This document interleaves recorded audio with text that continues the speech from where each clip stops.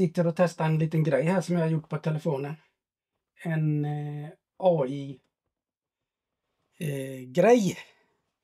som kanske kan hjälpa mig att tänka lite holistiskt, tänkte jag. Se hur den fungerar. Jag undrar, vad är egentligen holistic management?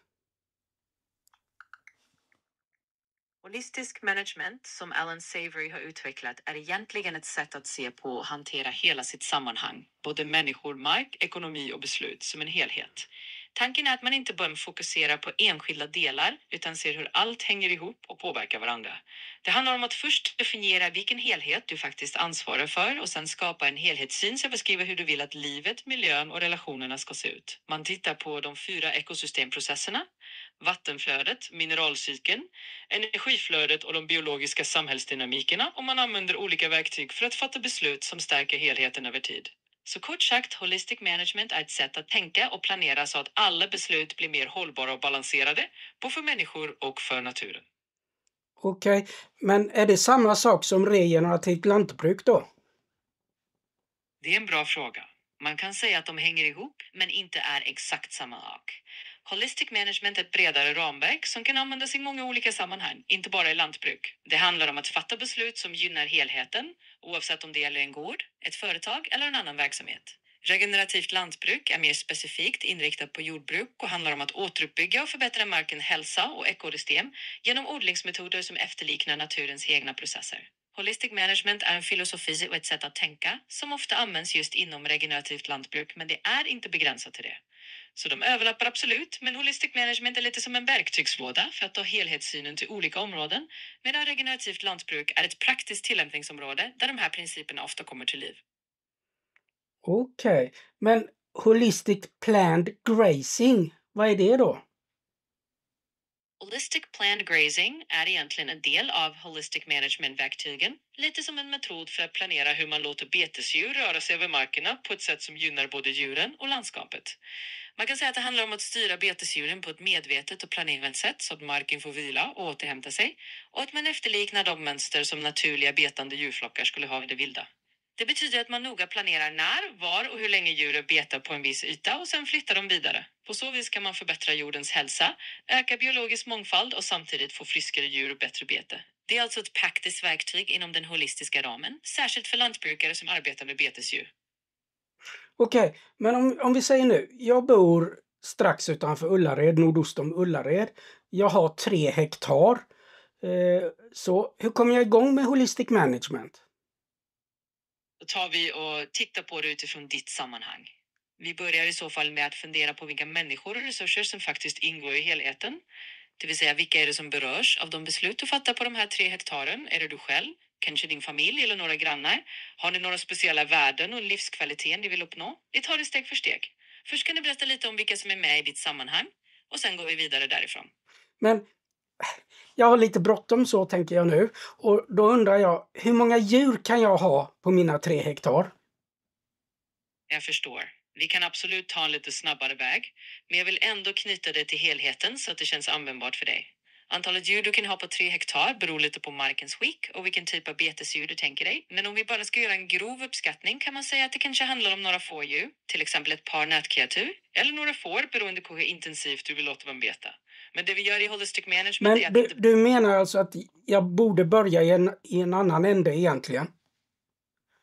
Ja, precis det. Det jag menar är att om vi börjar med att förstå helheten, alltså vilka värden... Jag tar det försiktigt här nu. Vad menar du med helheten egentligen? Absolut. Vi tar det lugnt och försiktigt.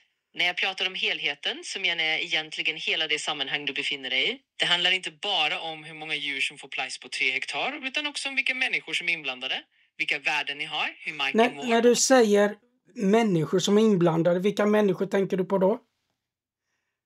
Det jag tänker på är de personer som på något sätt berörs av de beslut du tar. Det kan vara du själv, din familj, kanske någon granne som påverkas eller till och med någon du samarbetar med. Det handlar alltså om att fundera över vilka som har ett intresse eller en påverkan i det du gör på din mark.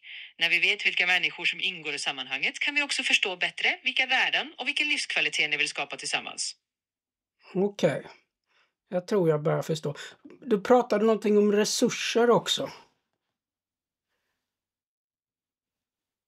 Ja, precis. När vi pratar om resurser i det här sammanhanget så menar vi egentligen alla de tillgångar du har att arbeta med. Det kan vara själva marken, det kan vara de djur du eventuellt har eller tänker skaffa, men också din egen tid, dina kunskaper och kanske de verktyg eller samarbeten du har tillgång till.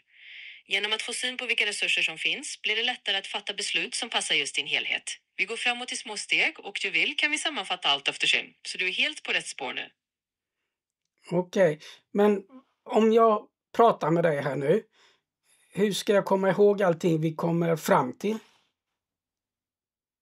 Det är en bra fråga. Tanken är att jag hjälper dig att steg för steg formulera allt det här till ett dokument som du kan ha som en slags vägledning. Så efter varje fas kan vi göra en liten sammanfattning med dina egna ord.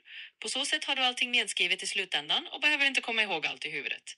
Vi tar det lugnt och metodiskt och jag hjälper dig att samla ihop allting till en helhet när vi är klara. Det ska kännas enkelt och användbart för dig.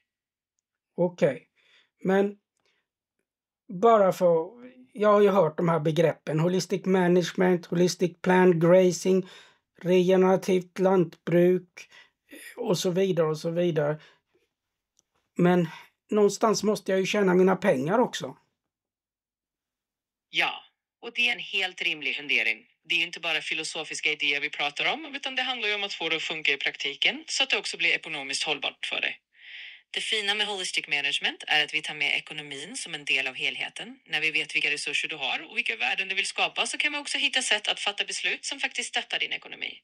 Så vi kommer se till att du både kan vårda marken och ha en bra grund för att tjäna pengar på ett hållbart sätt. Vi tar alltså med ekonomin i hela den här processen och det är helt naturligt att det är en viktig del. Du ska inte behöva välja mellan att göra något bra för marken och att faktiskt få en fungerande ekonomi. Båda delarna hänger ihop. Okej. Så hur gör vi nu om vi tar den lilla första steget då? Då gör vi så att vi tar det allra första lilla steget tillsammans. Vi börjar helt enkelt med att berätta kort vilka människor och kanske vilka grundvärden som är viktigast för dig i ditt sammanhang. Det behöver inte vara något krångligt, bara lite enkelt om vilka som är med och vad ni tycker är viktigt. Då har vi satt första pusselbiten på plats och sedan bygger vi vidare därifrån i lugn takt. Jag tycker åtminstone att det är lite häftigt vad man kan göra med AI på ett ganska lätt sätt. Jag har sett till att skapa en holistic coach som kan The Savory Institutes grunder i holistic management och byggt på med lite annan kunskap som passar för, som man då kan ställa frågor och få rimliga svar. Min lilla egna assistent i telefonen tycker jag är rätt häftigt.